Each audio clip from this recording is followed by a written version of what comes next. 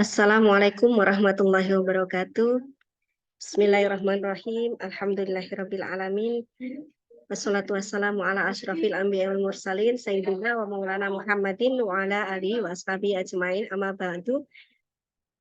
Anak-anakku sekalian yang saya banggakan untuk semester 3C MPI.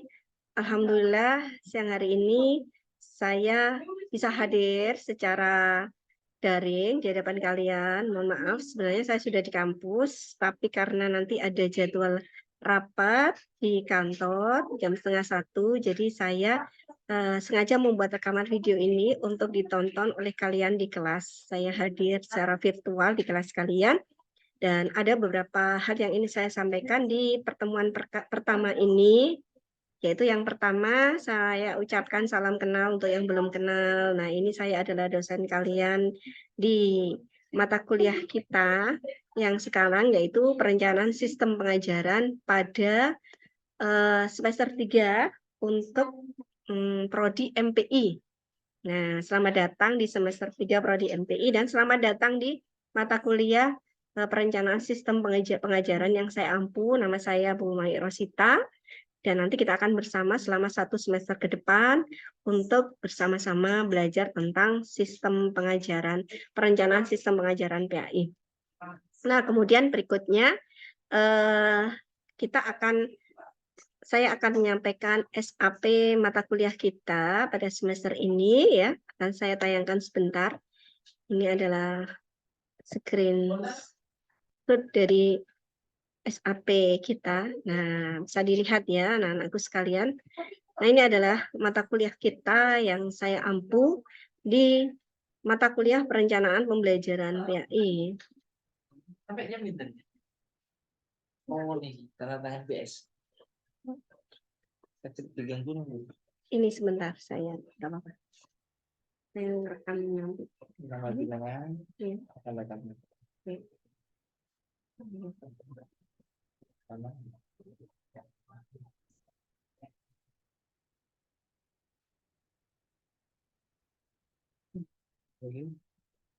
Lumayan macam Oh, ya. Dilanjut dulu. Ya, saya lanjut dulu. Ini lama saya lanjut dulu. Baik, untuk SAP perkuliahan kita ini ya, untuk perencanaan sistem pengajaran PAI. Mohon maaf, ini belum saya rubah. Oke, perencanaan sistem pengajaran PAI saya rubah ya.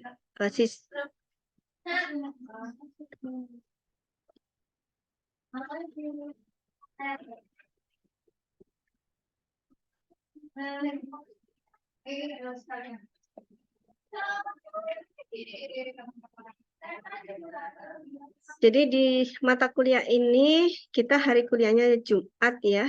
Nanti untuk jadwalnya sesuai dengan kesepakatan kita ya. Nanti tetap sesuai dengan jadwal, tapi bila ada perubahan maka sesuai dengan kesepakatan kita antara dosen dengan mahasiswa. Kemudian ini saya ampu sendiri, ini nama saya. Kemudian ini nomor telepon saya, silakan kalau berkomunikasi secara pribadi maupun atas nama kelas ke nomor telepon ini ya, 085648938058. Ya. Jadi untuk deskripsi singkat mata kuliah kita ini ibarat sebuah gedung yang kuat dan kokoh. Bila dilandasi dengan fondasi yang kuat, maka gedung itu akan kuat dan kokoh. Demikian juga pendidikan, khususnya pendidikan Islam akan kuat dan kokoh jika dilandasi dengan filosofi dan keilmuan yang kuat berdasarkan Al-Quran, hadis, serta pemikiran para tokoh pendidikan.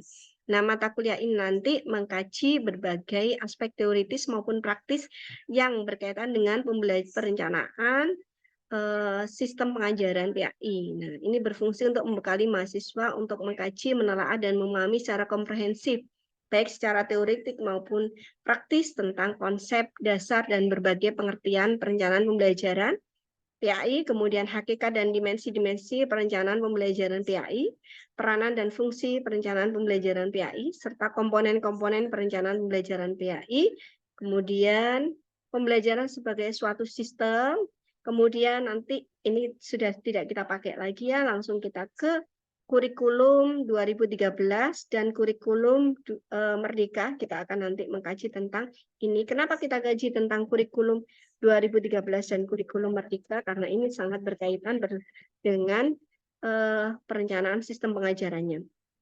Kemudian teknik penyusunan dan perencanaan pembelajaran atau pengajaran, kemudian pengembangan pembelajaran. Ini nanti akan kita ganti pengembangan pembelajaran dengan langsung ke model-model pembelajaran, penyusunan instrumen. Nah, ini nanti akan lebih saya jabarkan lagi ke kompetensi dasar. Ya. Kemudian nanti di kompetensi dasar setelah mengikuti perkuliahan perencanaan sistem pengajaran, maka nanti kalian diharapkan bisa memiliki wawasan yang komprehensif baik teoritis maupun praktis berkaitan dengan ini, perencanaan sistem pengajaran terutama mata pelajaran PAI ini ya. Kemudian nanti indikator kompetensinya adalah di sini ada 16 indikator kompetensi. Saya besarkan sebentar supaya kelihatan. Jadi ini nanti yang penting untuk kalian harus tahu bahwa di mata kuliah nanti ada indikator kompetensi ya, kompetensi, maaf saya ganti. Indikator kompetensi dasarnya. Yaitu yang pertama, konsep dasar dan berbagai pengertian perencanaan pembelajaran PAI, kemudian hakikat dan dimensi-dimensi perencanaan pembelajaran PAI, peranan dan fungsi perencanaan pembelajaran PAI, komponen-komponen perencanaan pembelajaran PAI, kemudian pembelajaran sebagai suatu sistem, kemudian berikutnya adalah kurikulum 2013 dan kurikulum Merdeka. Ini. Nah, kemudian dilanjutkan dengan teknik penyusunan perencanaan pembelajaran atau pengajaran PAI, kemudian model-model pembelajaran PAI, langkah-langkah penyusunan instrumen dan analisis instrumen, bentuk-bentuk instrumen pembelajaran, penskoran dan analisis instrumen. Kemudian berikutnya adalah profil hasil belajar dan evaluasi hasil belajar. Nanti setelah itu kita lanjutkan dengan praktik analisis CP PAI, praktek penyusunan TPA-TP PAI, dan praktek penyusunan modul ajar PAI.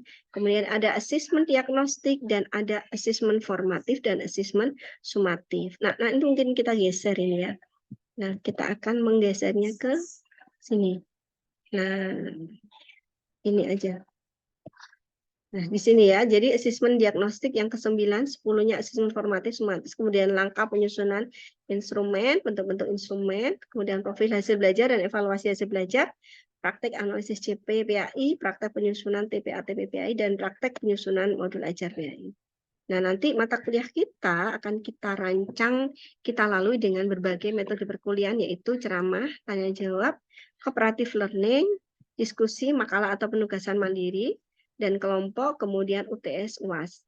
Kemudian untuk pendekatan dan strategi perkuliahan, kita menggunakan 2 pendekatan, yaitu humanistic learning, kita saling menghargai ya anak-anak ya, dan pendekatan konstruktivisme. Dalam strategi pembelajaran kita menggunakan active learning yang memungkinkan kalian untuk berperan aktif di dalam proses perkuliahan dan pendekatan Mukidi. Mukidi menyenangkan, unik, kreatif, inovatif, demokratis, dan inspiratif. Ya. Kemudian tugasnya ada tugas mandiri, ada tugas kelompok. Ya. Tugas mandiri silakan kalian baca buku-buku yang relevan dengan perencanaan sistem pengajaran PAI. Ya. Ini saya ganti.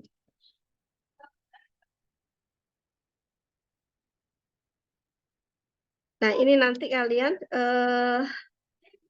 ada tugasnya, yaitu kalian baca buku, kemudian tugasnya adalah book review dan dikumpulkan pada pertemuan keempat. Kemudian yang kedua adalah kalian membuat makalah tentang pemikiran dan konsep perencanaan pembelajaran PAI, menyoroti 2 tokoh atau lebih dalam konteks pembelajaran dari negara-negara yang berbeda yang ada di dunia. Nah, kemudian ini nanti untuk sebagai tugas UTS ya.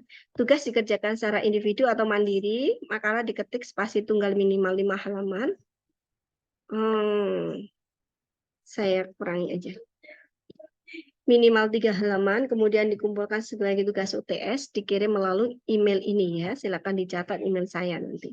Dan terakhir deadline pengumpulan untuk tugas UTS-nya ini adalah pada saat hari tanggal jadwal UTS kita. Kemudian tugas kelompok membuat makalah sesuai dengan topik kompetensi, indikator kompetensi ini, indikator kompetensi. perkuliahan, kemudian dikerjakan secara berkelompok, nanti tergantung dari jumlah mahasiswa. Jika untuk ada 16 topik tadi, mau dibagi berapa tergantung dari jumlah mahasiswa.